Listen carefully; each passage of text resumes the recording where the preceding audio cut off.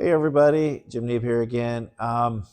Since a lot of us started moving over to the EX controller on AVID, which is the CNC12 software and Acorn board from Centroid, several people have asked me about some of the old things I did videos on, like how do I calibrate my backlash out, how do I check my linearity and stuff like that. So it's really easy on Centroid, just as easy as it was on Mach 4. So thought I'd just do a couple of quick videos. This one here is going to be how to do backlash. And then I'm going to talk a little bit about how to use backlash as a means to test or to tell if your rack and pinion gears or your ball screws, things like that, are starting to wear out. It's probably the best way to tell if you're starting to get some wear and want to think about replacing some of those components. So let's get into how to measure it, and then I'll show you how to set it in CNC12. All right. So the first thing I want to show is how I set up the measurement itself. I've got a nice magnetic base with an articulating arm that I can set up here, but you can use anything to hold your dial indicator. I like one of these dial indicators. This one is 1/2 thousandth of an inch, or 0.0005 inches per mark on here, and it's got about an inch, maybe a little bit more than an inch of travel in and out. So we're going to use that. I'm going to demonstrate everything here on my x-axis for two reasons. It's the easiest one for me to set up and demonstrate. It's also the one on my machine that's the worst. I know I have about 0.02 of an inch backlash on this, whereas my other axes are just about perfect the way they are. So it'll be easier to show the effect of doing this on this axis. The other ones are done the same. Basically, you can use this underneath. I don't like to do it on the spindle because I'm really trying to measure the backlash on the gears and stuff. But if you suspect like your Z-axis has some slop or something loose in it or something, then by all means go ahead and measure it right at the tool or the collet. That might help you tell the difference. Like if you're seeing different amounts of backlash here as you are at the collet, then that kind of can tell you there's something loose maybe in between those 2 points. But in this case, I'm just going to measure it right off the carriage that's running on the rails here to demonstrate this. So I've set it up. I've got my I got a fine adjust here where I can kind of get this at 0. If you tap it a little bit, it's settled down to 0. So what's backlash is basically, if you think of like a rack and a pinion gear going against each other, ideally you'd want these tight so when they mesh and roll, there's no slop back and forth. But backlash is just simply excess lash, which lash is just like slop in the gear teeth or your belt teeth or the ball screw to the ball screw nut. But backlash just simply means there's some slop in there, and when you're pushing in one direction, it goes up this way, and then when you go backwards or back, you're going back and forth here. And basically, if you've pushed something this way and then you want to reverse directions, it doesn't move right away because the driving gear or pulley is moving a little bit first before it engages. So you've got like a little step where it doesn't move, even though the motor is moving. The object that you're trying to move doesn't move. So we're trying to measure that. So to do that, we need to write a G-code program that goes back and forth to the same position. So I'll show you the G-code in a minute, but this is the way I've got this program set up. It's basically going to go a 1/2 inch from the center position and stop, and it's going to stop like for 2 seconds so I can look at the dial. And then it's going to go a 1/2 inch back and then back to the same position. And if there's no backlash, this needle should come back to 0 exactly every single time. But if there's backlash, it's going to come back to 0 on one side because that's where I set 0 at. And then when I come back from the other direction, it's going to be off by the amount of backlash that I have. So the idea here is get our adjustments so that I can go back and forth and have that needle come back to the same position. And when I run this, I've got no compensation in CNC12 right now, so you're going to see the effects of this backlash. So let me go turn the program on. Basically, it just runs in a loop, and it runs 5 times going back and forth. All right, I've zoomed in there a little bit. Hopefully you can see where the needle is, and I'm going to start the program now.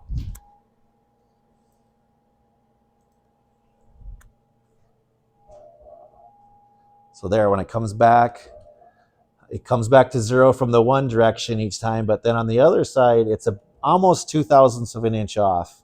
And you can see this is very consistent. So coming from that side, I'm back to 0, but coming from the other direction, again, just about 0.02 of an inch, about 1.75 thousandths. So we want to put in, I'm going to put in 2 just because I like round numbers, but I'm going to put 2 in for the compensation and see how that corrects this. Okay, I've just programmed 0.02 of an inch in backlash compensation.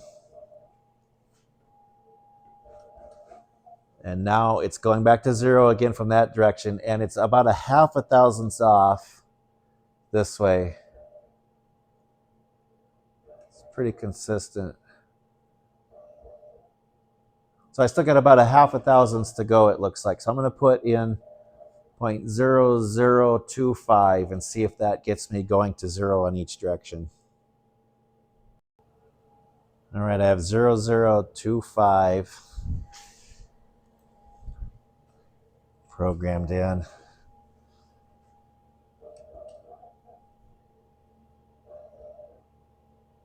And I think you can see, I've got my camera zoomed in pretty far, so hopefully it's not too blurry, but you can see that it's basically within a fraction of 0.5 thousandth. So it's maybe 0.2 or something.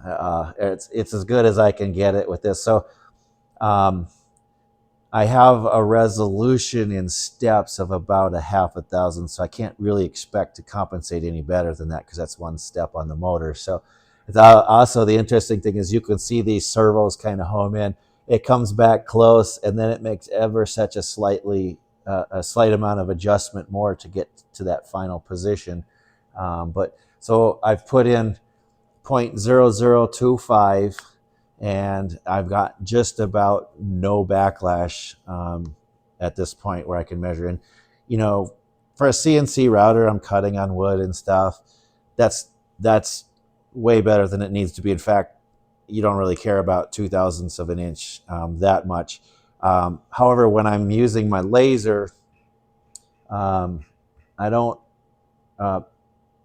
really care with my big laser, but with my fine laser, that's a 0.02 of an inch beam. So it can put me off in rastering from one direction to the other about a whole pixel width. So that's why, especially on my x-axis, I really want to dial that in, because the x-axis is my rastering. So I'm going back and forth. So backlash there is fairly key. And so there's another compensation to fine tune the alignment of the PWM with the motor position. We'll talk about that in another video, but I want to get the backlash, the physical mechanical backlash calibrated out in the software as good as I can before I do the laser calibration. So that's how you do it. It's very simple to set up. All right, let's look in CNC12 where we made these adjustments. So I'm going to go down to utility menu F7, then advanced config F3, then machine, and then motor. And you can see in here, here's basically your setup for your motor. So you can see the CNC12 kind of breaks up the motor linearity into 2 parameters, where if you remember in Mach 4, you basically just had steps per unit length. So it was either steps per inch or it was steps per millimeter. In this case, what they do is they make a parameter here for your motor.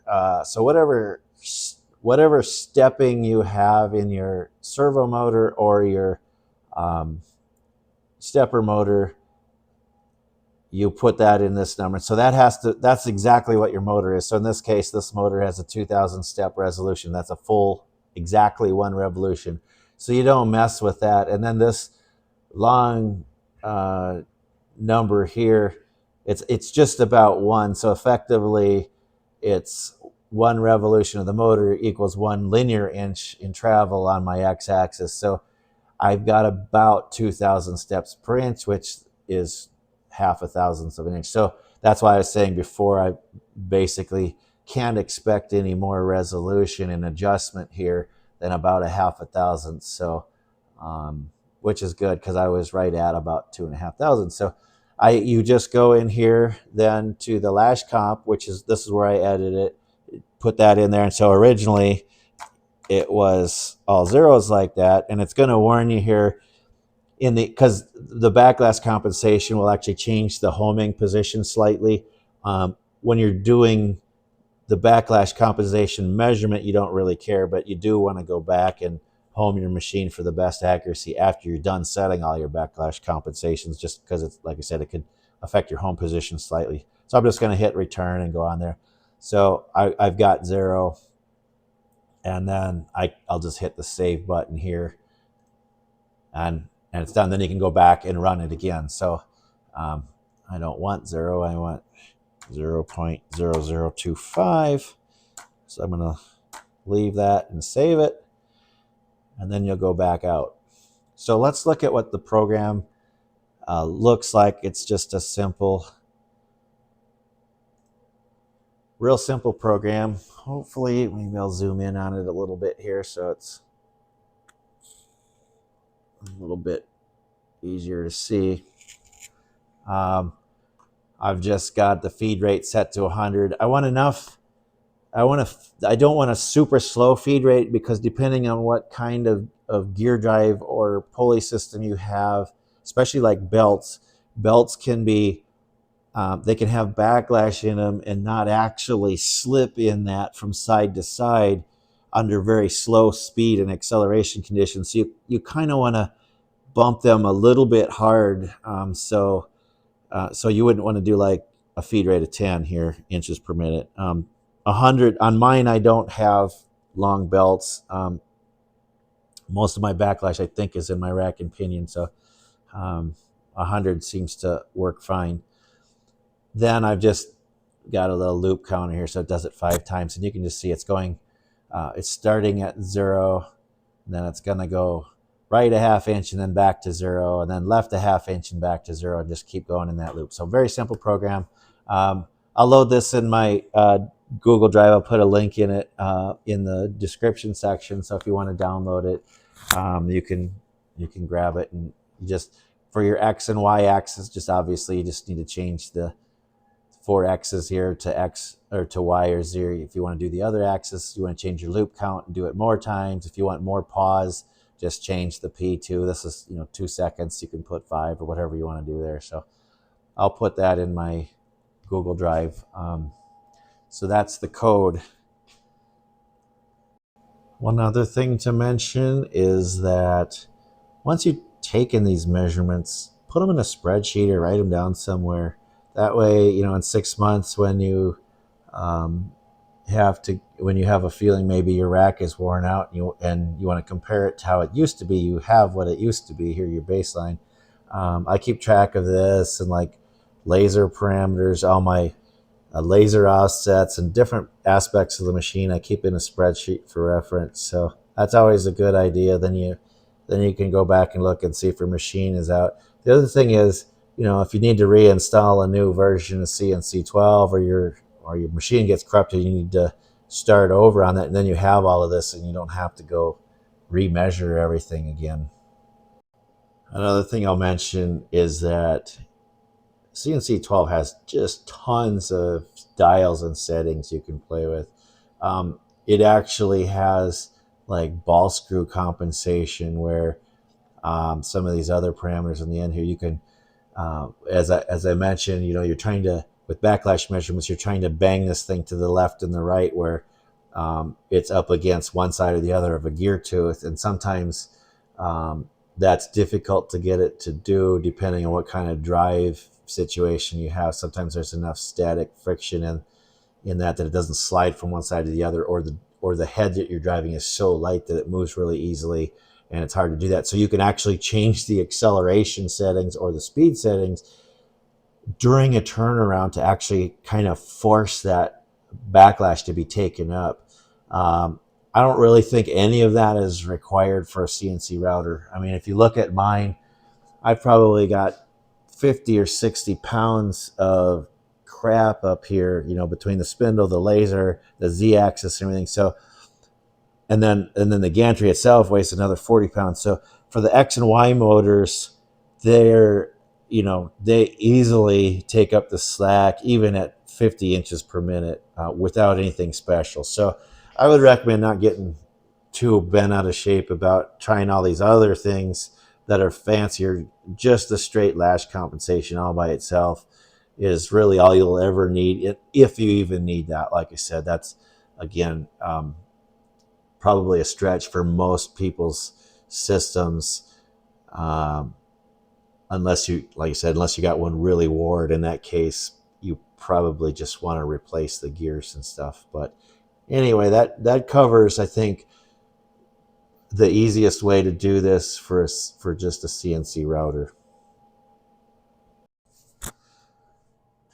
So the last thing I want to talk about is how some different things to think about and consider when you're doing these measurements. One is that you can have a very worn spot on your rack. For example, I typically use the very center of my table a lot more than everywhere else. So if my rack is going to be wore out, it's going to be wore out generally in this middle area.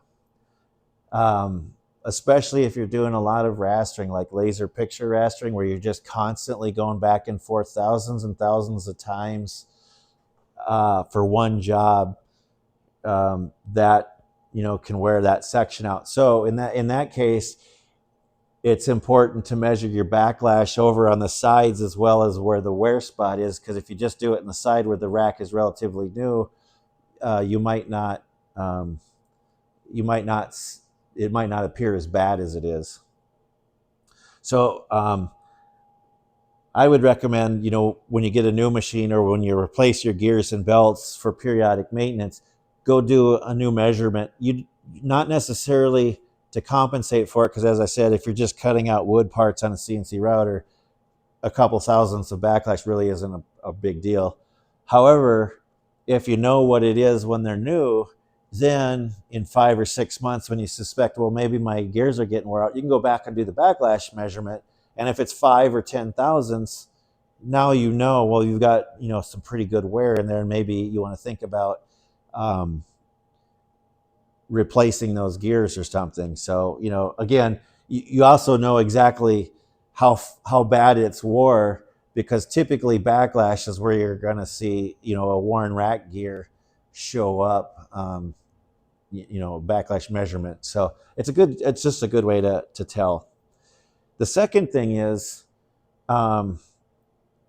your y-axis has 2 sets of gears and 2 sets of motors on an AVID machine. So if you really want to measure those gears independently, you really should do it over here with on your extremes of your 2 X directions. Do your Y measurement on both sides of the gantry, because that way you're measuring, if you're way over on this side, you're measuring mostly the right side hardware.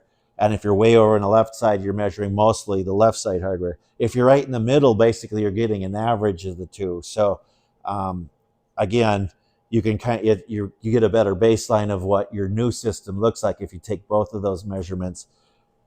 Unfortunately, with the new EX controller, you cannot make a compensation for both of those independently, because and this isn't a big deal or anything, but what AVID did was they used the Acorn, which is a 4-axis controller, and they've got X, Y, Z, and A that they need to do. So they don't have a 5th output on this controller. So what they did was they took the Y and they drive the step to both motors, and then the direction signal gets inverted. They make an inverted copy, inside, and that goes to the slave motor. So basically, one axis is controlling those two motors. So whatever compensation you apply, both in linear calibration and backlash, is going to get applied to both motors. So what I do is I measure the right and left side independently just to make sure I don't have like a really bad gear situation on one side or the other. And then I'm probably just going to take the measurement in the middle, which is kind of my average. And that's, you know, if say I see one there, then I'm going to calibrate out 1/1000th of an inch, and I'll get a fairly good average value. But you know, it might be off a little bit more left or right. It's like, again, it's a CNC router. I'm not trying to do super precise machining with it, but that's just something to remember, is that you don't have independent control on the left and right side of the gantry. So that's it. It's like I said, it's very simple. All you really need is a decent dial indicator, and you can rig up anything to hold it. Like I've used a block with a rod sticking out of it with that clamped on. Same with like the Z and Y's. It's, you know, just clamp it down. It's pretty easy to make it work. So that's it. If you have any questions, put them down in the comment section and I will respond. Thank you.